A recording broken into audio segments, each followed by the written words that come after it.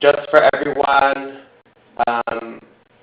joining us now, again, my name is Brian Medina. I am an Organizational Development Specialist at the Latino Commission on AIDS. I really specialize in sort of talent acquisition, human resource management, leadership development, and nonprofit operations management. So that's really what my forte is. And so, again, in this particular webinar, we'll be going over talent acquisition specifically.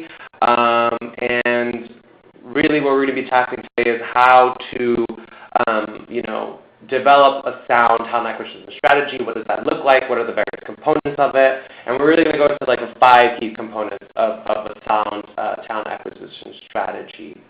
And so, yeah. So some workshop objectives. So by the end of this workshop, hopefully you all will have increased your knowledge and skills on how to create an organizational chart. An organizational chart is vital to developing a talent acquisition strategy. Hopefully you will increase your knowledge and skills on how to conduct a job analysis. We'll get into more about that later. You have practice your skills on how to develop and write job descriptions. There are a couple of activities. So this webinar is typically conducted live in person. Or not this webinar, this training is typically done live in person. So there are a couple of activities that we would typically do. But obviously, since we're not in person, what we'll do instead is kind of present the activities to you. And then, when we send over the copies of this presentation, you can go back and sit down with your, members of your organization to actually, do the activities on your own, because obviously we can't do it over the phone. So yeah, there'll be some you would have practiced your skills, so there'll be some activities with relation to how to write up job descriptions.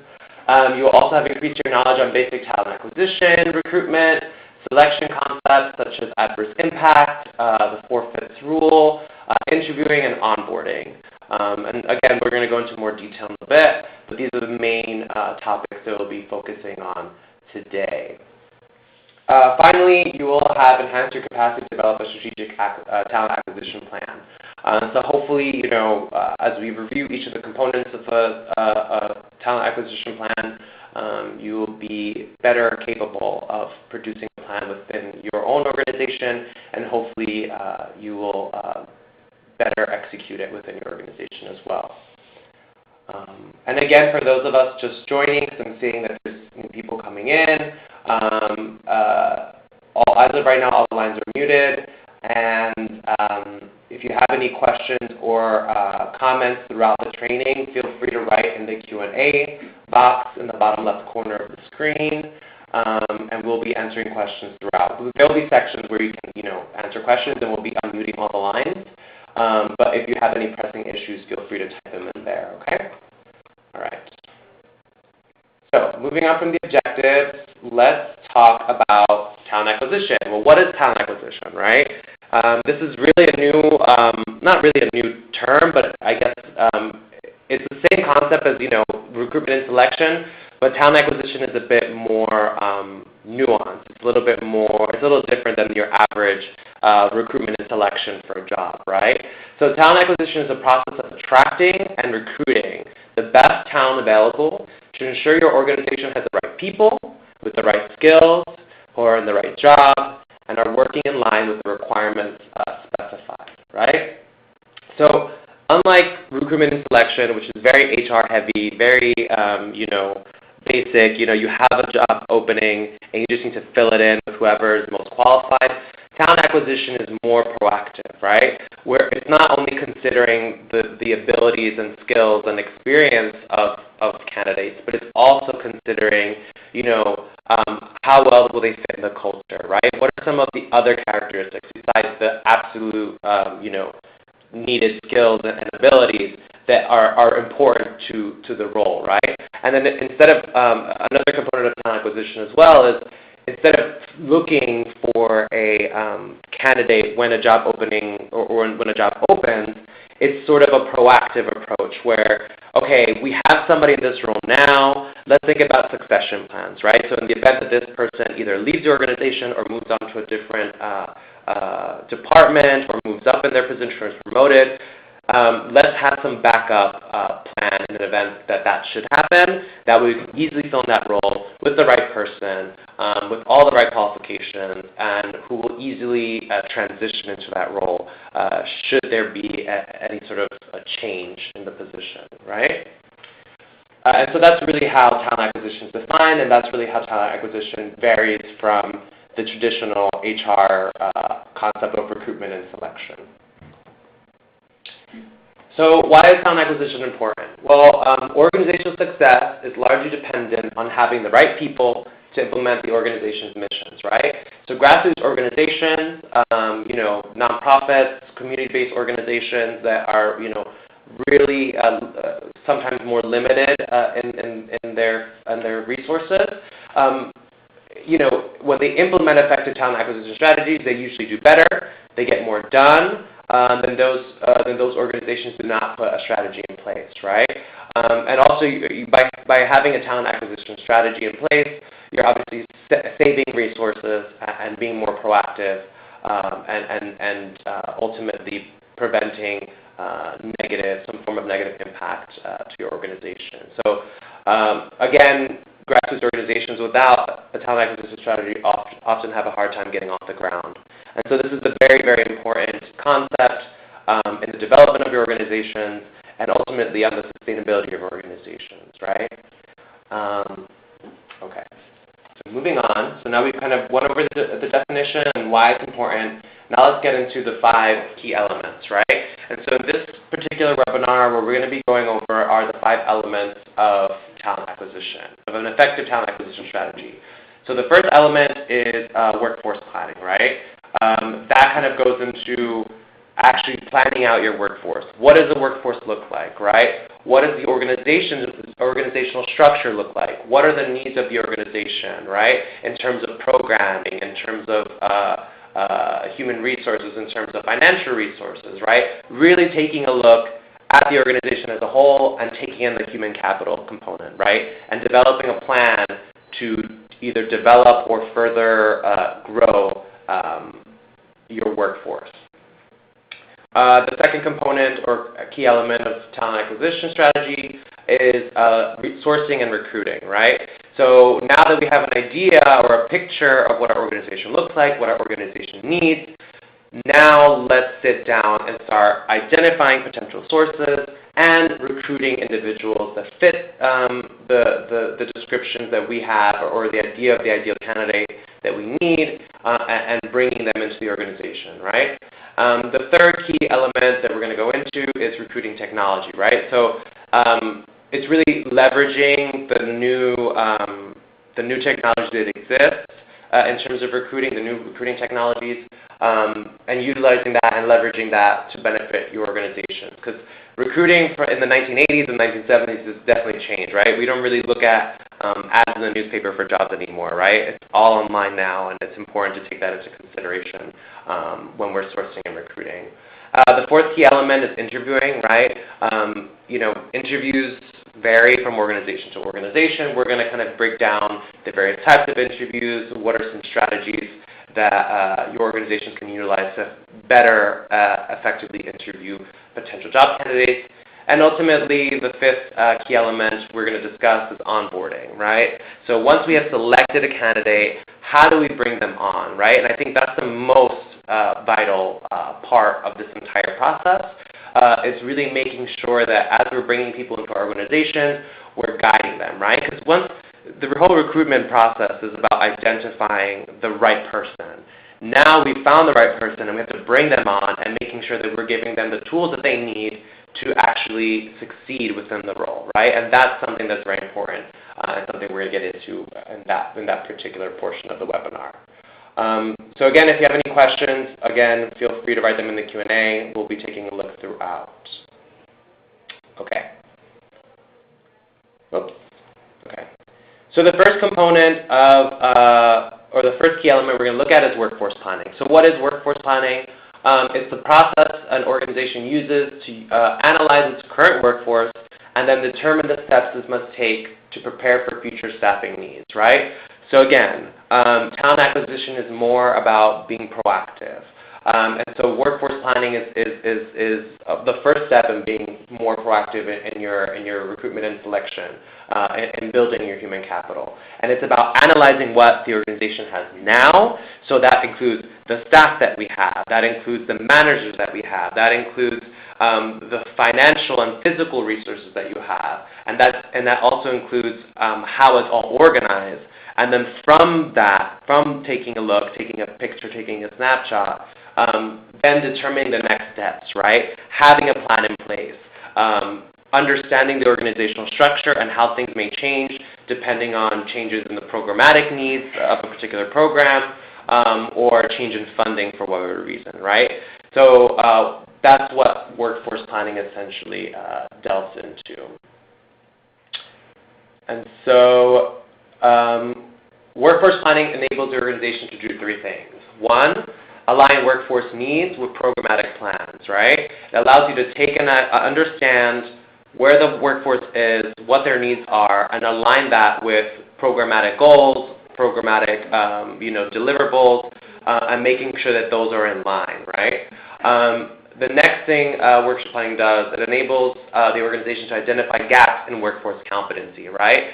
A lot of times, we just kind of hire people on a whim, or certain situations lead to drastic situations where somebody who may not necessarily be so competent takes on a role. And so really performing a workforce plan and really going through workforce planning allows you to identify any gaps, right? So we have this in this department, this type of individual with these skills, but what we really need is this, right? And taking the time to sit down and look at this and take a look at your staff and your workforce allows you to identify those gaps. And then ultimately, workforce planning enables organizations to determine how best to structure and deploy the workforce, right? So once we kind of look at what we have, we identify the gaps, now we know, okay, we either need to let this person go or we need to restructure this department, and then we need to bring in this new person, right? We need to bring in a new person with this skill set, that skill set, and what have you. And so by conducting a workforce plan, and it really it assists in the development of the talent acquisition plan because it's all informing what the organization needs and how to restructure and ultimately bring in what is needed. Okay, moving on.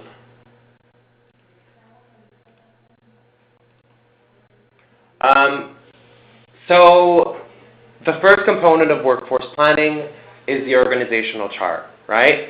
So an organizational chart is a diagram that shows the structure of an organization and the relationships and relative ranks of its parts and positions/jobs. Designing an organizational chart can assist in establishing roles, departments, and can provide insight for future staffing plans. Now, I'm not sure about the various organizations that you folks work for. I would assume that the majority of them have an organizational chart in place. But how often is that organizational chart upgraded, right? How often do we update the organizational chart? It's very seldom that organizations do it, and a really best practice in order to, develop a sound talent acquisition plan would be to frequently update the organizational chart, really consider the structure of the organization, the design of the organization, and seeing where things can either be reshifted, redesigned, departments can be kind of consolidated. And by sitting down and really looking at the organization, the way that it's structured, the people within the organization, and their various roles, you get a better idea of, okay, what are we lacking, right? Generally speaking, most organizations have that sort of pyramid look. And so here I have an example of a typical non-for-profit organizational structure. We have the board of directors at the top. We have the executive team members, so the director of operations, executive director, director of programs. Then you have your managerial teams in the third layer, and then ultimately you have your line staff, right? And so this is typically the organization for nonprofits. However, that can obviously change and that can vary across organizations. And typically speaking, organizations that don't frequently update their organizational charts will see that, oh wait, we have a lot more. It's a very top-heavy organization, right? So we have a lot of people at the top. We have a lot of managers, we have a lot of directors, and we have very few line staff, right? And that's when you realize, oh wow, we have a problem here, right? We have too many people at the top and too few people actually delivering the services, actually getting the work done. And it's when you sit down with the organizational leadership and really flesh it out and really design an organizational chart that you can better understand the needs of your organization and better understand the human capital needs of the organization specifically, right? If you have a top-heavy organization, then you know that you need to invest more time and energy in identifying line staff, so the lower members of the organization, to actually meet programmatic goals and actually do the grunt work, right? And that you might need to restructure other components or other layers of the organization to accommodate the needs of the organization as a whole.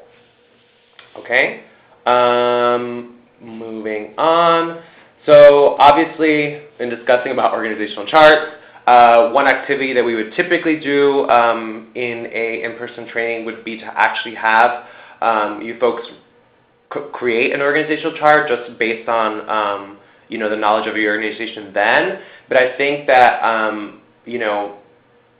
you have the opportunity now to sit down with the organization, sit down with the leadership of the organization specifically, and really create a sound organizational chart. And when you think about organizational chart and you're creating it, don't think about it simply as, okay, let's just write down people's names and their positions and kind of like write it out, right? Think about the skill set, right? So instead of just writing somebody's name and their title, also think about what some of their strengths are and maybe including that in the organizational chart, right? If the director of programs is really good with community outreach, that would be a strength, right? You just kind of list that out. And even with the line staff, right? Certain staff members or outreach staff that are kind of out and about all the time, seeing what their skill sets are, what their strengths are, and including that in the organizational chart can give you a better idea of, oh, well, you know what? This person who's a line staff is really good with outreach and does really great in terms of testing, right? He gets a lot of clients in. Maybe he should be the one in line for the next promotion, or he should be the coordinator of this particular program. So by having an organizational chart that includes as much information about the staff and the organizational structure as possible, the better informed you are in terms of how you manage your human capital and ultimately how you go about a recruitment or selection for a potential job opening, right? Okay. So any questions so far about workforce planning and the organizational chart specifically? I'll give you guys 10, 15 seconds. So typically this training is done in a day, and I'm trying to consolidate it as much as possible into an hour. So I know I'm going to be speeding through. So again, any questions you have, even while I'm talking and going through the slide set, by all means, just write it in the Q&A section. All right, no questions. Cool. So now the second component of workforce planning is job analysis. So what is a job analysis? Job analysis is a process to identify in detail the particular job duties and requirements and relative importance of these duties for a job, right? So a job analysis should be conducted for every position in your organization.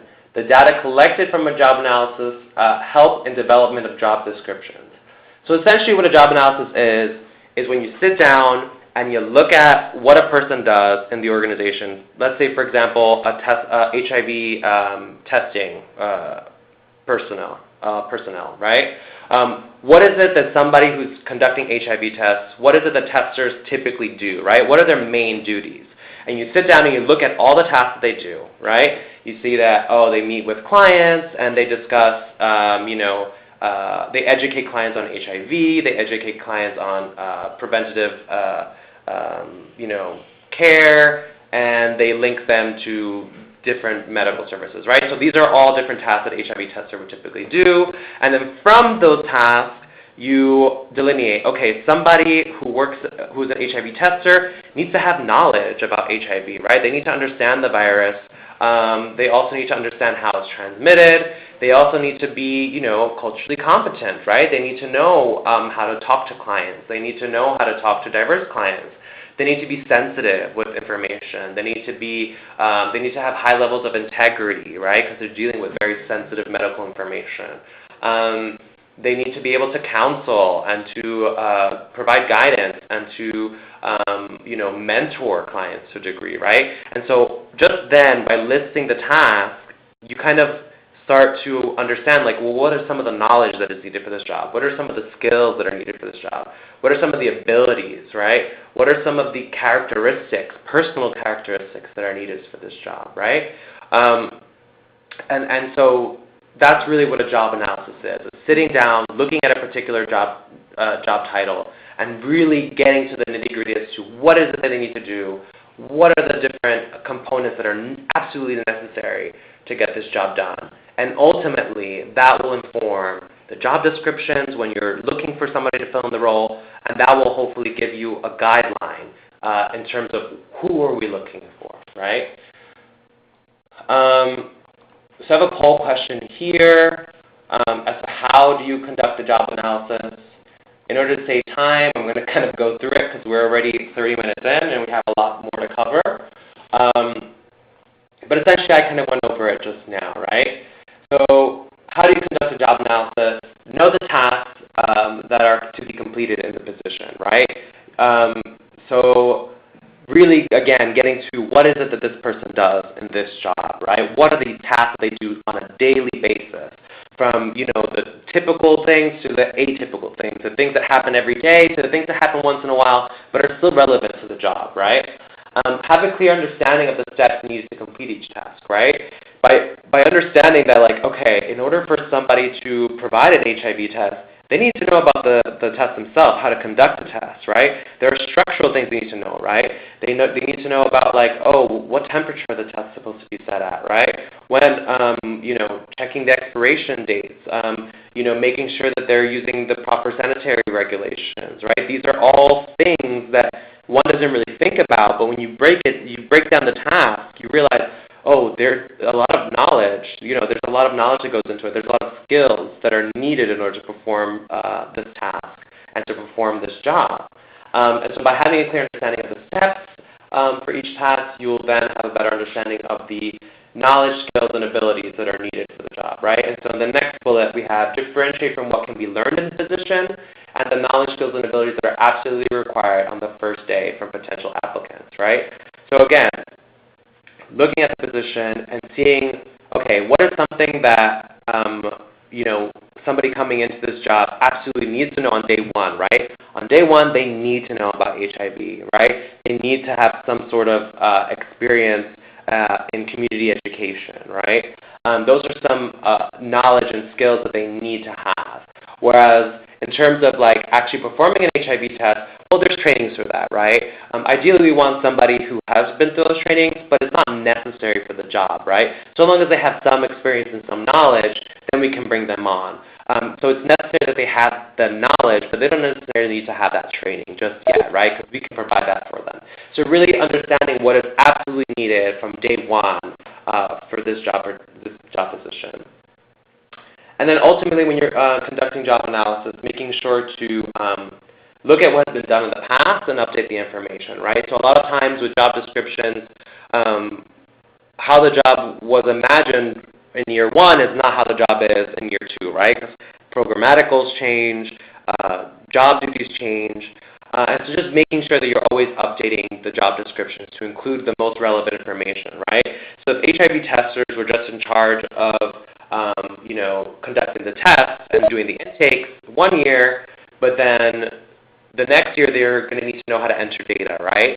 They need to enter the data onto the platforms of funders, right? So then all of a sudden data entry and basic statistical analysis becomes a part of their job description. It wasn't initially, but then once we got this new funding opportunity, once we got this new program goal, all of a sudden it was part of it. So making sure that you're constantly updating the information of the job descriptions and of the job analysis, right? So making sure you're always doing that. And then ultimately sitting down with subject matter experts, we call them, to compile information. Essentially a subject matter expert is either somebody who is currently doing the job or has done the job in the past, right? So these are people that have been in the job. So, I used to do HIV testing. I would be considered a subject matter expert in conducting a job analysis for an HIV tester, right? I know what the various components of the job are because I've done them, right? And also, it's very important also to speak with actual people in the job, So don't feel shy to, as you're creating job descriptions, as you're conducting your job analysis on a particular job, really sitting down with people that are on the job now and asking them, what is it that you do on a daily basis, right? What are the skills that you think are absolutely necessary to get this job done based on your own experience? And obviously the people that are in the job currently are the best ones to collect that information.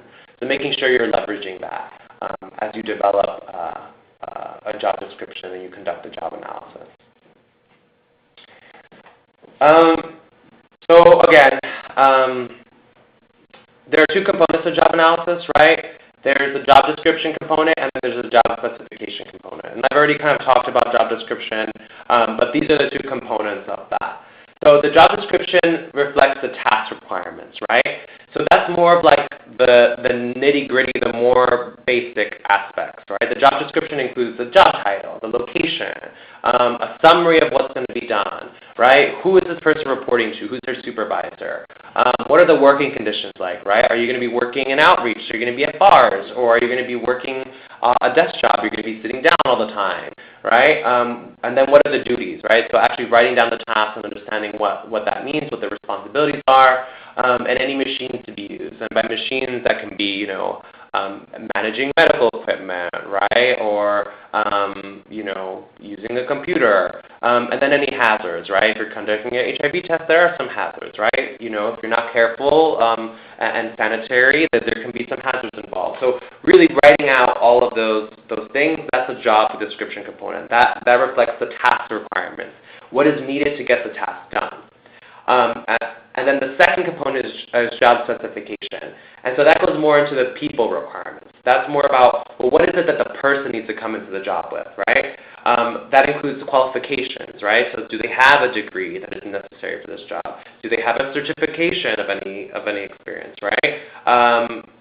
Qualifications, experience, trainings, right? Any certificates that are needed. Those are things that are people requirements. They're required from the applicant himself or herself or themselves. And then ultimately responsibilities, right? So what is it that they'd be responsible for? What are some emotional characteristics or personal characteristics that are needed for the job, right? You don't want somebody who's going to come in for as an HIV tester to be cruel and cold and apathetic with clients, right? There needs to be a sense of compassion, and so you'll realize that a job specification for this particular job would be, having a calm demeanor or,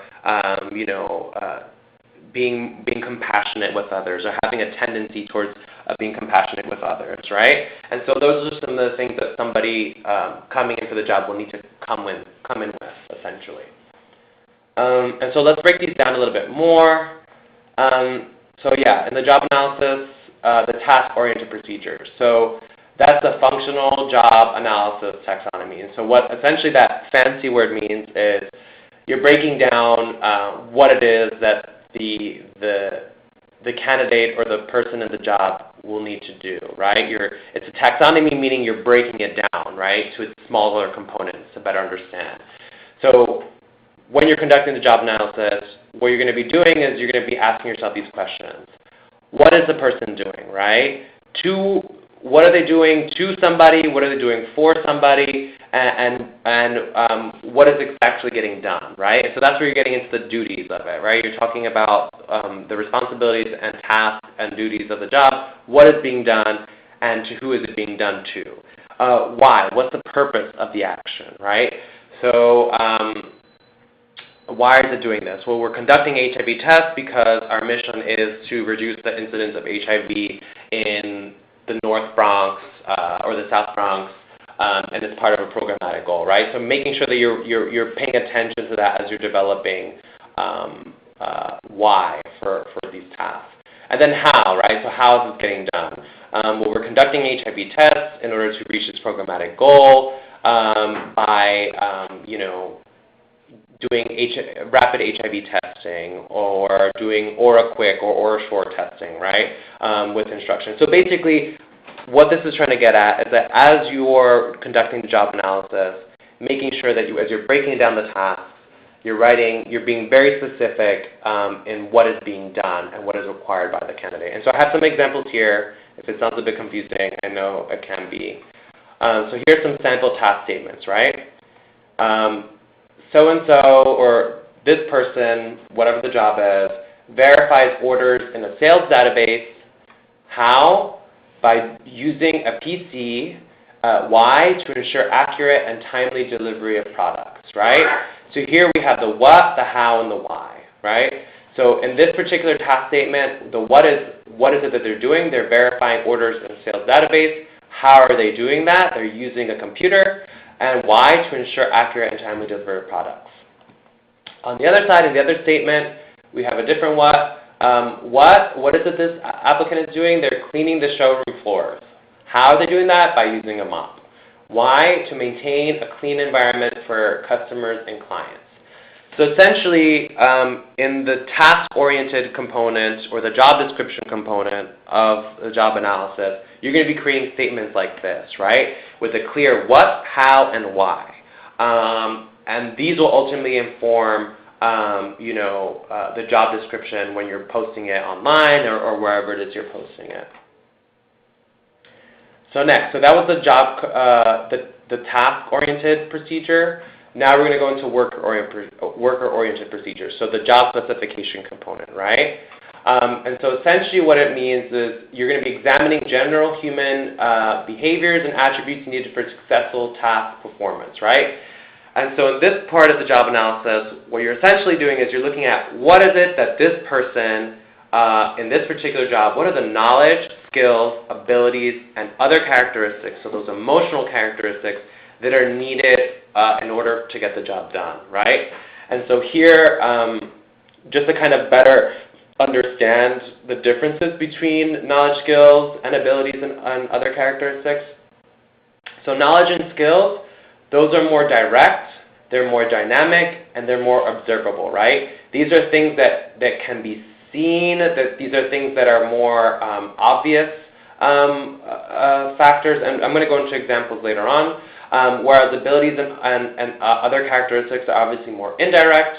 These are more stable, meaning that these are more personality traits or things that cannot be changed, and they're more observable behaviors, right? So I'll give you some examples as we go on, right? So how do you go about assessing the needed KSAOs? So knowledge, you're looking for mastery of facts, range of information in a subject matter area. So some examples we have here. So for somebody who is an HIV tester, for example, they might need knowledge of public health. They need knowledge of LGBTQ rights. They need knowledge of HIV and AIDS and other STDs and STIs. This is mastery of facts and a mastery of information in a particular area that is pertinent to the job, right? Skills, right? Some skills that are necessary. Skills refer to expertise or competence in a given area. So this includes typing, second language proficiency. So if our HIV testers doing HIV testing in the Latino community, they might need to know Spanish, right? These are things that are needed for the job, skill sets that are needed for the job. And notice that knowledge and skills are, again, they're dynamic, meaning that they can change, right? So somebody might not necessarily have the knowledge on HIV and STIs, but they can gain it, right? It can be changed. Some people may not have a second language proficiency, which is a skill set necessary for the job, but they can learn it if necessary, right? So they're dynamic, and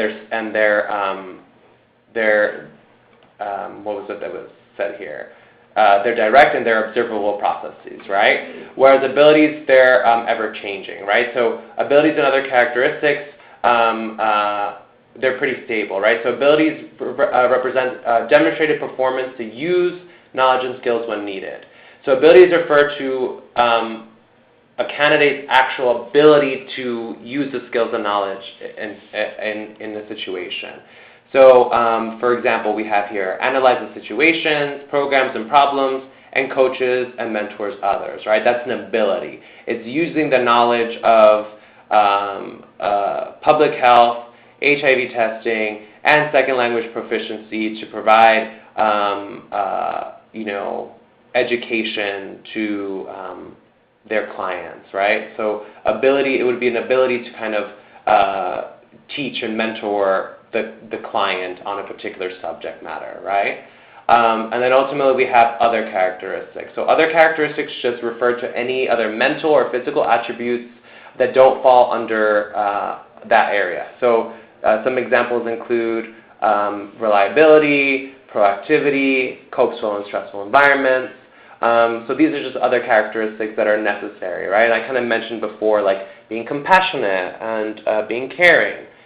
Those are some things that are needed for a particular job, right? Okay. So ultimately, when you conduct a job analysis, it should look something like this. So this is a job analysis for the job Social and Community Service Manager. And so some of the tasks that were determined was evaluate the work of staff to ensure that programs use resources efficiently. Another task was to provide direct service and support to individuals or clients. And another task was to establish and maintain relationships with other agencies in the community, right? So these are tasks that are pertinent to this particular job description. So after we created those tasks, from those tasks we broke it down into the knowledge, skills, and abilities and other characteristics necessary for this to complete these tasks. And those included, in terms of knowledge, it included customer and personal service knowledge, it included administration and management knowledge, and it included therapy and counseling knowledge, right? So these are some things that the candidate or somebody applying for this job would need to know. Next, under skills, some skills that were necessary for this particular job position were determined to be active listening skills, time management skills, and coordination skills, right? Makes sense. Next, under abilities, the abilities that were determined to be necessary for this particular job position was problem sensitivity. Obviously, if you're working with other agencies and you're dealing with clients, you need to be sensitive to certain problems, right? And so again, that ties into the knowledge and skills. Abilities, again, is your ability to use knowledge and skills to do something. Another ability was determined to be deductive reasoning, so being able to kind of figure things out based on a set of being exposed to a series of facts. And then ultimately speech clarity, right? You need to speak clearly so that clients can hear you, so that you can convey your messages to them effectively, and so yeah. And then ultimately, the other characteristics include compassionate, and takes initiative, right?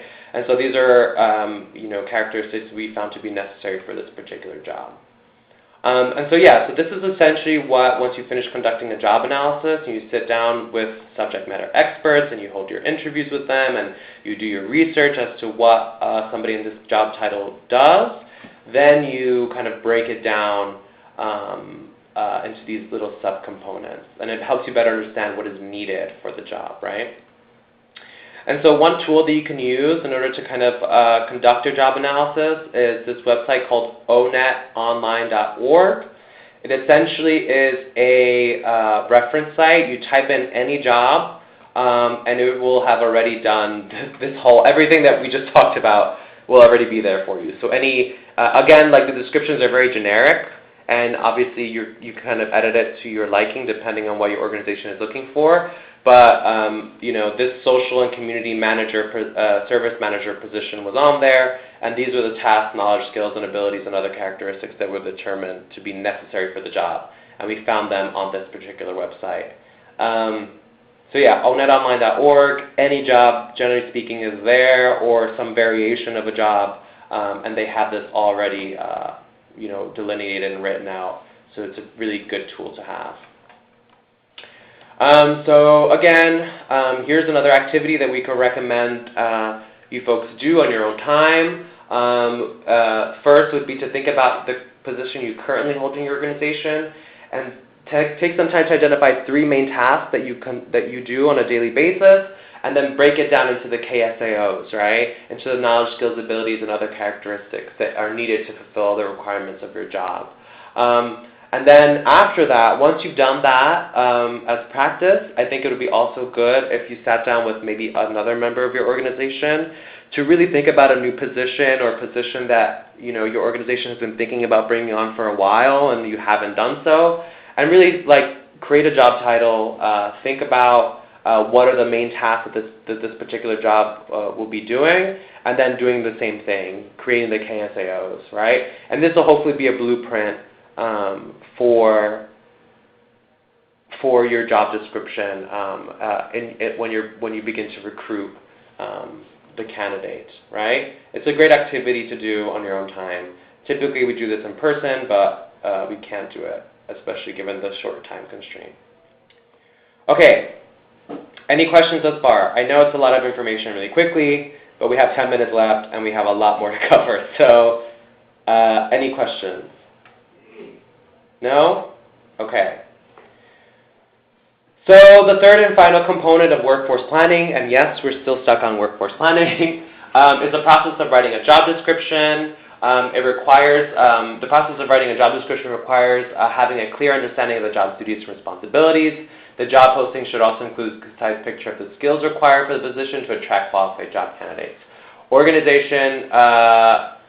the job description into 5 sections: company information, some information about your organization, the job description itself, which you'll hopefully write utilizing the information you gather from the job analysis, job requirements, which kind of goes into, again, the nitty-gritty, like what's actually required for the job, a summary of benefits of working for the organization, and a call to action, which essentially means where they can send their application and resume, right? So that's typically the way that it's structured. This is another basic structure. You have the title, the location, agency background, position description, qualifications, an EEO statement, which refers, to equal opportunities, office statement, yeah. Equal employment opportunity statement, which is very frequent now, especially if you want to promote diversity in the organization. Having the statement is very helpful. So here we have an example of a job description for a capacity building assistant specialist that we had at the Latino Commission on AIDS. As you can see, we have the title, the location, agency background, where we kind of discuss briefly what the commission does. Then we have a position description, which really goes into, what is the CEBA specialist going to be doing, where they're going to be working,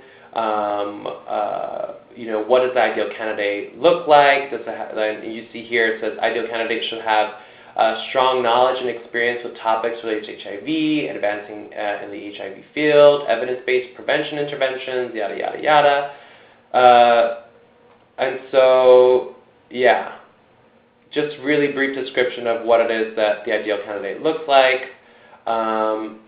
Next, we kind of break it down into the various skills, and then those skills inform what the tasks are. So, so the capacity building specialist will engage in, though not limited to, the following tasks. Trainings and teachings, right? They will provide trainings and workshops throughout the U.S. and Puerto Rico and U.S. Virgin Islands on topics related to HIV testing, prevention, and organizational management and development, right? So you have trainings, you have thinking creatively, what is it they're going to be doing, then you have provide consultation, what the task is going to be, and yada, yada, yada. It kind of breaks down, right? And so this is how essentially you want to structure it, and you can see pretty clearly how the job analysis informs the job description, right? How the task informs the skills, and how it informs everything kind of comes together. And then the final component is the qualifications component, and this is where you're just literally writing out, okay, what is it that we need, right? So here we have at least 2 years of experience working with African American, Black, or Latino MSM communities on public health, social or community-driven program initiatives, right? And then it goes on and on. So here you're literally listing out some of the knowledge and skills, right? You see knowledge and experiences with this particular program, skills in this. The ability to do this, like maybe the ability to speak a second language, the ability to travel. And so this is really where you're kind of going to explain or just kind of list out the KSAOs that you've developed, right? This is where you're going to write up all the tasks that you've come together, that you've decided upon, and then this is where you're going to talk about the qualifications. Where you're going to list out the KSAO specifically. Okay, any questions before I move on? Okay. And so it's important to know, I mentioned the equal opportunity statement before, and now I'm going to kind of briefly go over the EEOC and why they're very important, especially when you're writing job descriptions. So essentially the Equal Employment Opportunity Commission is a federal agency that administers and enforces civil rights laws against workplace discrimination. They investigate discrimination complaints on an individual's race, national origin, religion, sex, age, disability, gender identity, genetic information, and retaliation for reporting and participating in or opposing a discriminatory practice. It's a tongueful, but they do a lot. And so it's very important that you're aware of these regulations when writing up your job descriptions and when conducting, your recruitment, because by writing your job description wrong, or requiring a certain skill or ability, you might be inadvertently discriminating against someone, right? And so that's why it's very, very important that you're careful as to determining what is absolutely necessary for the job versus what is not absolutely necessary for the job, right? Because it can easily be that you accidentally discriminate against somebody. And so one thing that kind of comes up a lot, especially when working in nonprofit communities, is this idea of like, well, I want somebody with experience that has a lived experience of the communities that we serve. And I understand that, right? I think we all want to bring in people within our organizations, especially in nonprofit organizations, dealing with certain communities. They want their staff to reflect that community, but making that a requirement for a job can be grounds for a discrimination, and the organization can receive a fine. So if you see here, and I just went back to the qualification section of the job description that I presented earlier, here we write at least 2 years of experience, right, working with African American, Black, or Latino MSM communities on public health, social, and yada, yada, yada, right? So I can't, essentially this is written in a way where it suggests we want an individual that has experience working with this particular community, right, the community that we serve. And the organization or we couldn't write out, outright that we wanted somebody of African American or Latino experience, right? You can't write that in a job description. That would be considered discrimination, and if an applicant saw that, they could easily report you to the EEOC, and then your organization would be fined for that, right? And so by kind of circumventing that, we've done something else where you say we want the individuals to have some experience working with this community. And ideally, the individuals that have experience with working within these communities will hopefully reflect the community themselves, right? And so it's just very important that you understand that, especially when conducting job analysis, to really make sure that everything that you're getting at, all the tasks that you're getting at, really reflect what is needed for the job, and really determining what is absolutely needed versus what is not, and making sure you're phrasing your job description in a way that is not discriminatory in any way, because it's easy to get tripped up on that, and just being aware of that. So again, the EEOC is in charge of that. I'm going to briefly go over these few laws that have been passed that I think are important to know. Give me 1 second as I pull them up here on my end. Okay, the first these are the laws that are enforced by the EEOC. The first one that is very important is Title VII of the Civil Rights Act of 1964. It essentially says that it makes it illegal to discriminate against someone on the basis of race, color, religion, national origin, or sex.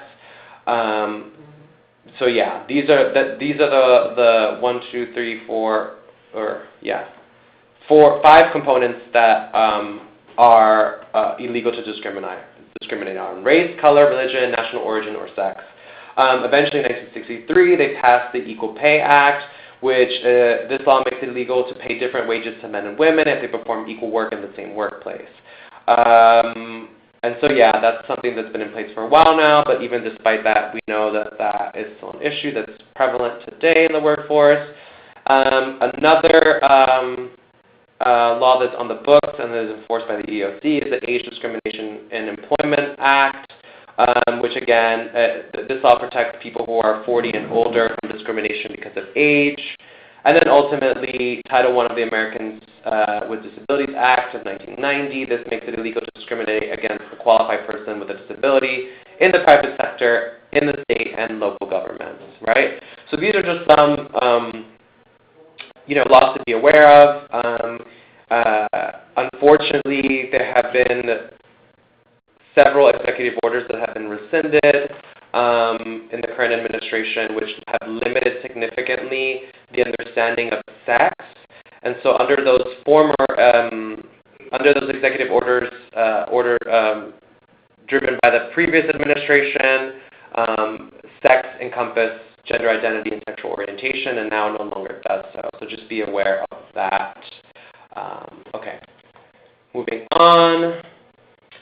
So yeah, essentially, adverse impact is essentially what we kind of discussed, where some component of your job recruitment process or your job description is inadvertently sort of impacting a certain population or making it harder for a certain population to kind of apply for the job. It's a disadvantage, right?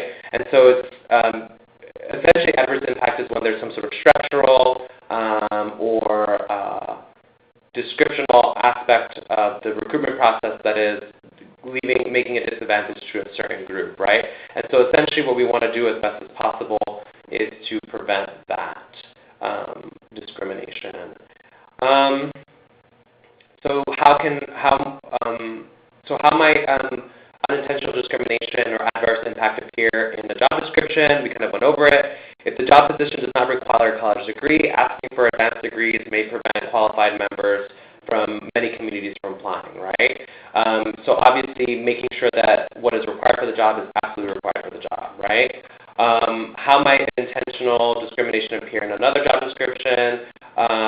It would be seeking recent college graduates may suggest you're looking for a specific age range, right? Granted, not all college graduates fall within the same age range, however, the majority might, right? So even something as benign as seeking recent college graduates can be misconstrued as discriminatory due to the age, right? Due to the age range that is typical of college graduates. So again, just being aware of these things in your wording, making sure that you're really looking at what is absolutely necessary for the job, right? How can we address adverse impact? I think we'll go over that because we still have a lot more to go. Any questions so far? No? Okay. So all of that was workforce planning, y'all. I know it was a lot, but now we're going to kind of speed through the remaining key components, right? So just to kind of recap, workforce planning, there's 3 major components, right? We have the organizational chart, so you want to build out your organizational chart to see what the organization looks like, how it's structured, how it's designed, and then try and determine ways it can be redesigned, restructured, and determine ways in which you can kind of identify gaps and competencies within the workforce. Once you've done that and you've identified those gaps, then what you're going to want to do is conduct a job analysis, right? You know what's missing in your organization. Now you're going to try and either find a position or rewrite a position so that it better reflects what is actually needed for the organization, right? And so that's the job analysis component. And then from the job analysis component, what you're going to do is you're going to produce a job description, which is the last part, right? So we had organizational chart, job analysis, and then job description. And in the job description, you're essentially going to use all the information you've gathered from the job analysis to inform a description of the job that is comprehensive, that is relevant to what the job requires, and that is necessary in order to get the job done. Once we've done all of this, then we're going to focus our efforts on sourcing and recruiting, right? So sourcing and recruiting refers to the process of effectively identifying and generating a pool of qualified candidates for a particular job, right? So essentially, it is what it says. You're looking for you're trying to find places where you're looking for the best possible candidates for the job, right? So there's different types of recruitment. There's internal recruitment, which refers to internal job postings, promotions, and employee referrals, right? And you're recruiting internally from within the organization, from within your organization or within the network in which you currently work, right? So that's what internal recruitment refers to. External recruitment is what we typically think of when we think of recruitment. We're thinking about, going outside of the organization, so going to schools, colleges, universities, job boards like Indeed, careers websites, employment agencies, social media advertising. These are all forms of external recruitment. You're trying to identify candidates that are outside of the organization and outside the network of the organization, right? This is more common, but honestly, a lot of organizations now, what they're doing is more internal recruitment, right? Because it makes more sense to save money, right, and just bring in somebody who's already within the organization. And so that's why, a lot of organizations are investing in internship programs and volunteer programs. That way they can kind of assess potential candidates as their interns or as their volunteers and bring them in. Which, you determine your method of recruitment depending on what the needs are of the organization. Here's some questions to ask yourself during the sourcing and recruitment process. What are some ways that you have recruited staff in your organizations in the past? And what are some strategies you have used within your organizations, right? So really looking at, okay, how is it that we've done it in the past? Has that worked for us? Yes? Then we should probably keep doing it. If not, then we should really reevaluate how we're running things. Any questions about sourcing and recruiting? I know I'm speeding through, but we're a little over time, and I want to make sure we get to everything. Okay. Recruiting technology.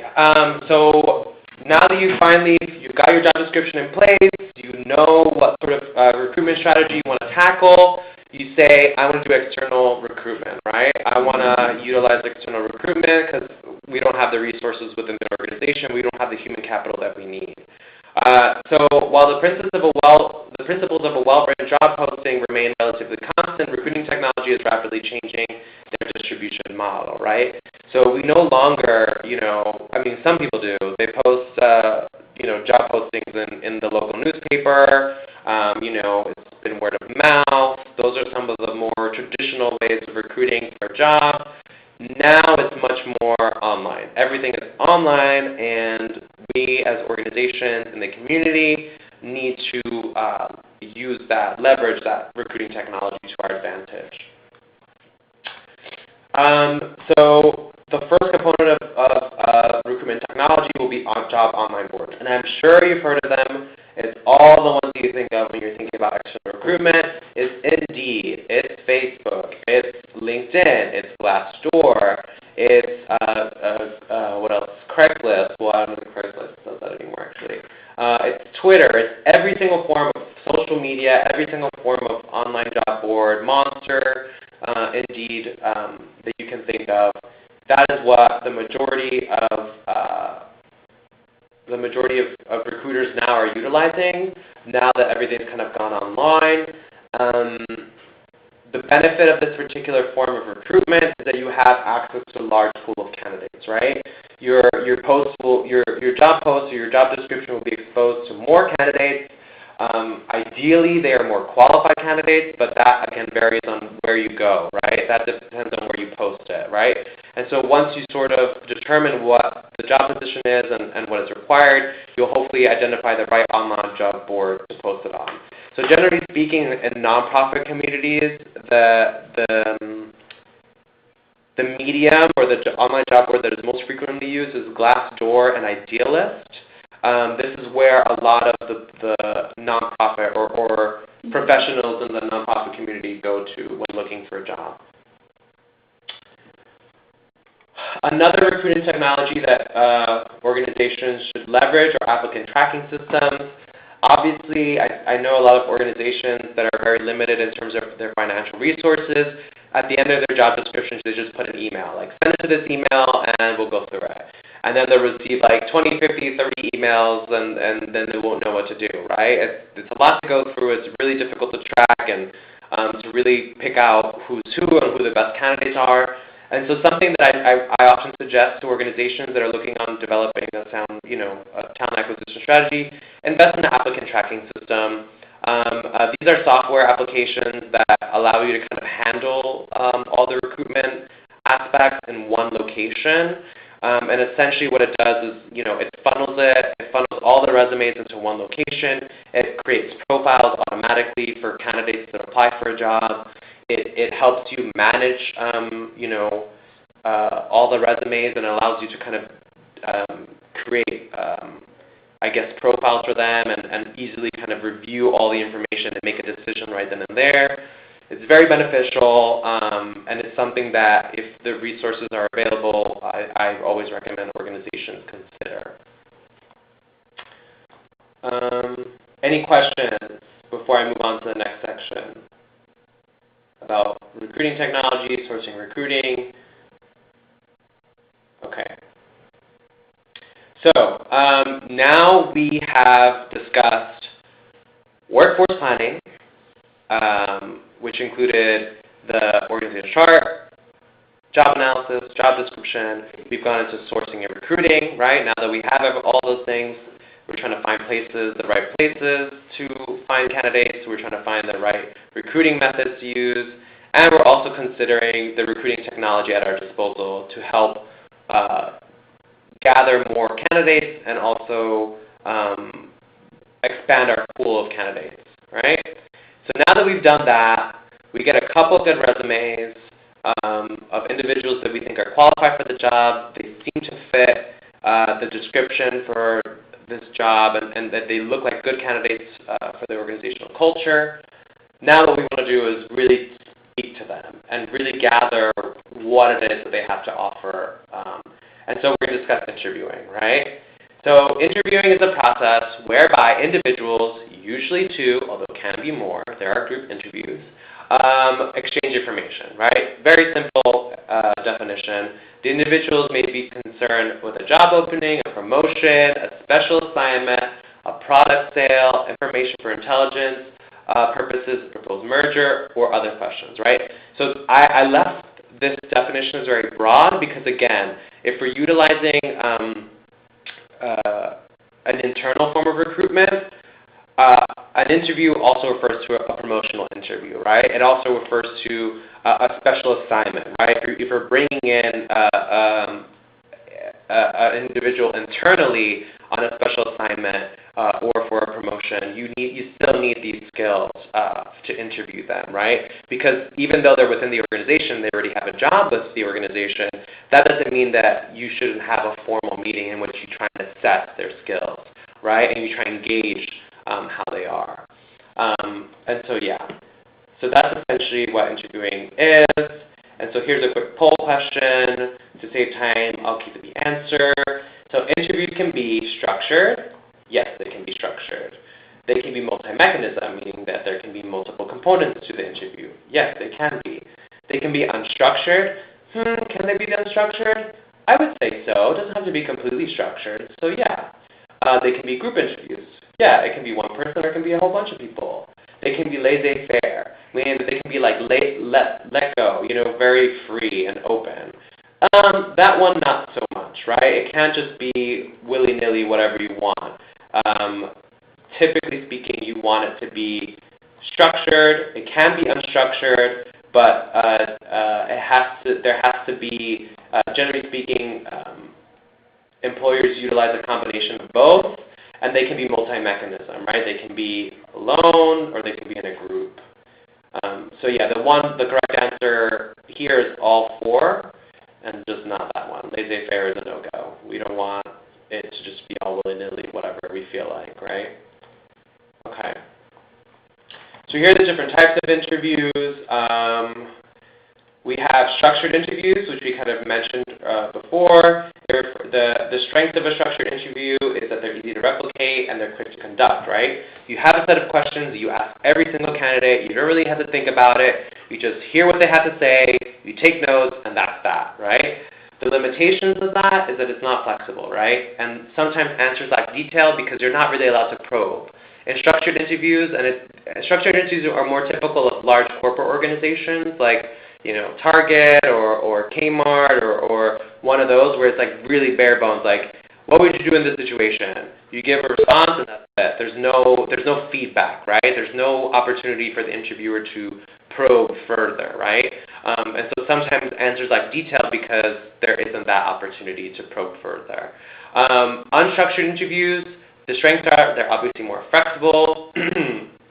The interviewer is allowed to ask for clarification. And some of the limitations are they can be time-consuming, right? So if you don't necessarily have set questions in place, you sometimes can go off on tangents, and you can cover topics that aren't really pertinent to the job itself. And then also training interviewers can be expensive, right? So interviewers typically don't have the skill set to properly manage an unstructured interview. And so, that's always something to consider, right? You need somebody who's able to really get to the nitty-gritty while still maintaining some sort of unstructured setting. And then ultimately there's a group interview. Some of the strengths of that is it's open questions, right? So anybody can kind of come in and ask questions.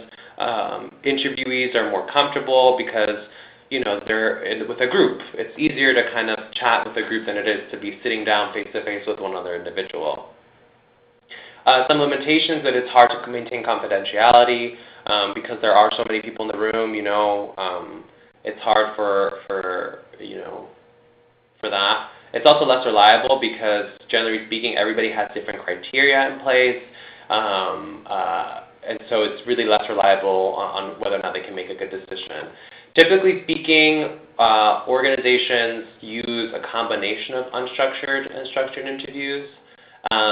They have set questions in place, but it's not where you can't probe further, right? You can still have some sort of side conversation that is a bit unstructured, right? So you have the set questions there, but you can probe, you can ask questions, you can ask for clarification, so it's not as structured.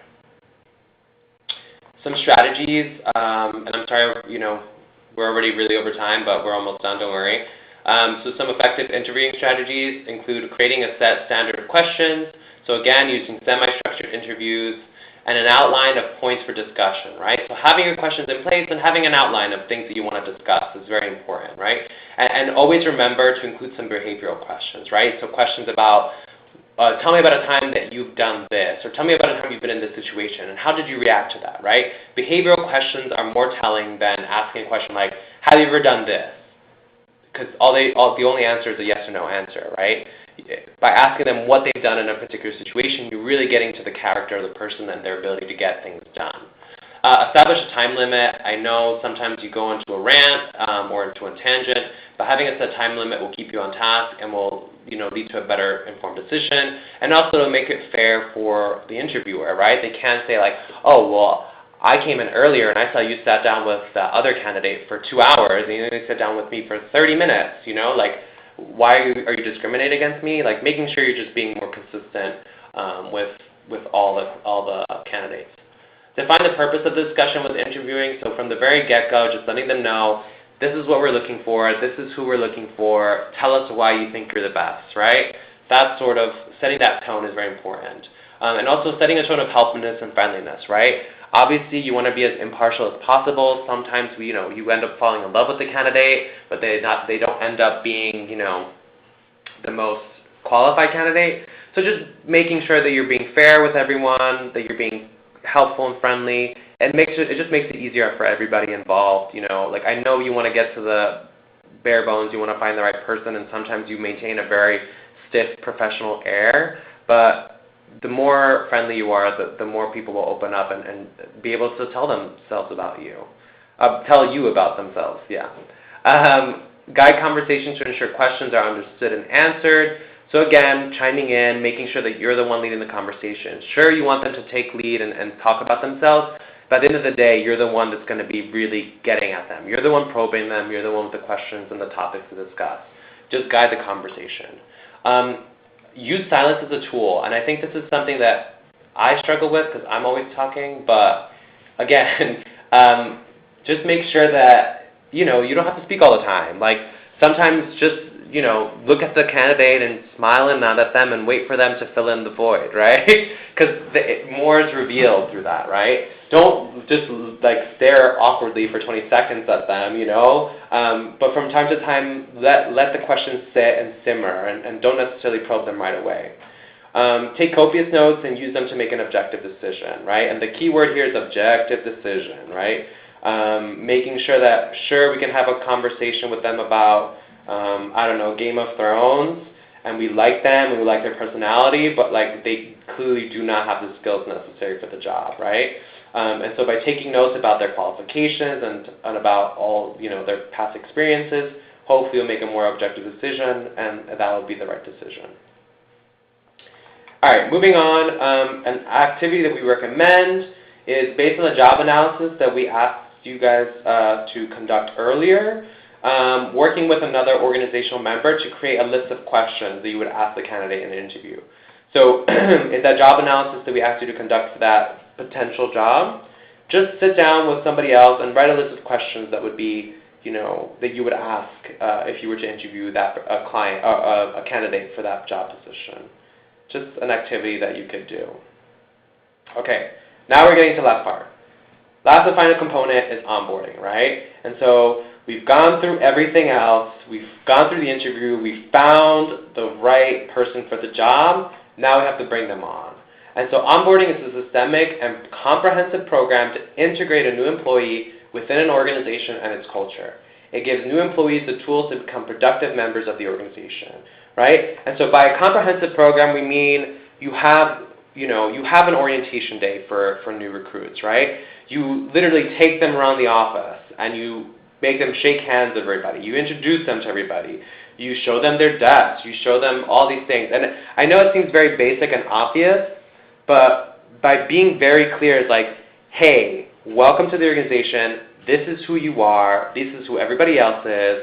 This is your point of contact. It makes people feel more welcome into the organization, and it gives them a sense of, all right, where am I? Who am I here with? Who is my point of contact if I have a question, right? So that's why onboarding is so important. And it ultimately leads to more job satisfaction among employees that come on if they had a really good onboarding process. So some best practices for onboarding: formalize a strategy, right? So if on the first day you're going to have them go to a luncheon with like a mentor or something like that, right? Or they're going to go onto a presentation with the HR manager where they're going to talk about various HR policies, and then you're going to go and show them around the office and introduce them to somebody, right? So they just have set steps in place and have a strategy in place to kind of onboard every single employee, no matter how important they are, if they're the vice president coming in or if they're the line staff coming in, right? Set written and measurable goals, right? So as they're coming in, generally speaking, organizations have a set task for the new employee to do. Obviously, you brought them in because you needed them for something. So making sure that you're clear as to, okay, within the first few months, we're going to need you to really work on this particular project, And this is the sort of goals that we have set for you, right? And hopefully by the third month, we'll get done with this, and then you'll be doing more of this, right? So by having set goals in place for the position, it'll be very beneficial. Implement basics prior to the first day on the job. So again, speaking to them about the basic functions of the office, of the organization. Engage and empower them, so making sure that you're speaking with them regularly. Maybe you have a mentor come and sit with them and check up on them regularly so they feel like they're being supported. Again, create a culture of learning and support. Let them know if they don't know something, it's okay. Ask questions. We're here to help. That sort of energy. Utilize technology to facilitate the process. So if there's like a training that can be done online, or if you want to have a PowerPoint presentation, excuse me, whatever it is, use it to your disposal to make them feel welcome. And then be accountable, right? If you say you're going to do something, say it. If you say you're open to speak to them whenever, or you have like set office hours set for them, make sure you follow through, right? Like it's often easy to, especially when people are coming in, oh, I'm always here to help, and then you never follow up with them or you never check in with them, right? If you say you're going to do something, do it. It makes the new employee feel as if they're valued and feel as if you can keep your word, right? So here I kind of break it down, but here are the 4 steps of the successful onboarding process. Create a clear and formal plan, so define goals, objectives. Remember that onboarding begins before day 1. So again, onboarding includes from the email you send out saying, hey, we want to interview with you, right? Onboarding is always happening. The energy that you give to the candidate is the energy that you need to come in with, right? And so, again, just making sure that you're aware of that. Ensure that hiring managers are on board, making sure that the managers that will be, and the supervisors that will be with this employee, making sure that they're aware and they're involved in the process as well. Second step is engagement. Engage in the first week, the first day, the first month. Assign a go-to person or mentor. I mentioned that. Discuss career goals together with that mentor. Actively manage and give feedback.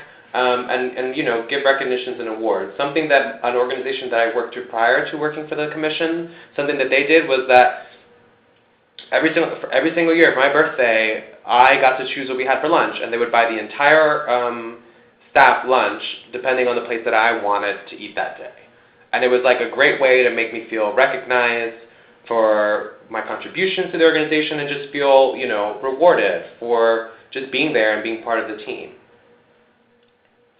The third process is offer ongoing education support. So again, people, say that they're perfect on their resume and their cover letter, but they're not. They have a lot to learn. And just making sure that you're keeping up with them and making sure that if they need any additional support or training, that you're providing that for them. And then again, follow up.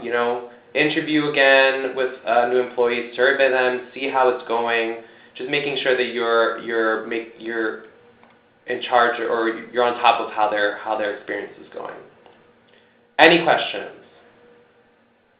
No? Okay, so that kind of concludes the webinar for the most part. I know we had to speed up through things towards the end. I apologize for that. The first part is really the most important. The workforce planning is very, very vital, and so we focus a lot of time on that.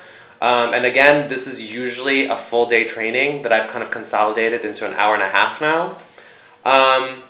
But again, we'll be forwarding this presentation over to you folks in the coming days, so you can take a look at these slides again. And if you have any questions, feel free to reach out to me. I think my information will be on the email. And yeah, so if you have any pressing questions now, ask them. I'm going to unmute all the lines. The conference has been unmuted. So if you have any leftover questions you want to speak, any comments, let me know. I'm here. I can hear you. No? Okay. So just to wrap up, so obviously this is a shortened, condensed version of a larger training. And so if you want to request SEBA for your organization, all CDC directly funded organizations can do so by accessing the SEBA Request Information System, or the CRIS, and you can access it by visiting this website. Any organizations that are not funded directly by the CDC, you can contact your local health department to help to submit a request. All CBA requests must be submitted by using CRIS. So yeah, your health department, your local health department can help you in requesting a CBA. And again, just to kind of briefly go over what we offer. We offer CBA on HIV testing and prevention services, and as well as any organizational development and management needs you may have. So if you want to do this training in person, just request for talent acquisition. If you want to do a training on financial management or human resource management or any other organizational development or even HIV testing and prevention methods related CBA, we can do that, all right? And I think that's it. So thank you for participating. Again, I'm sorry for speeding through things, but I hope it was beneficial and helpful to kind of go through the various steps of the talent acquisition process. And again, I'm always here. I'm always a resource for any of you if you need any assistance. And yeah, here's our contact information, and feel free to contact us if you have any further questions about CBA, any submitting CBA requests, or talent acquisition, and we will respond promptly. Alrighty? Okay, everyone, have a wonderful day. We've ended a little, later than usual, but thank you for participating. All right? Bye-bye.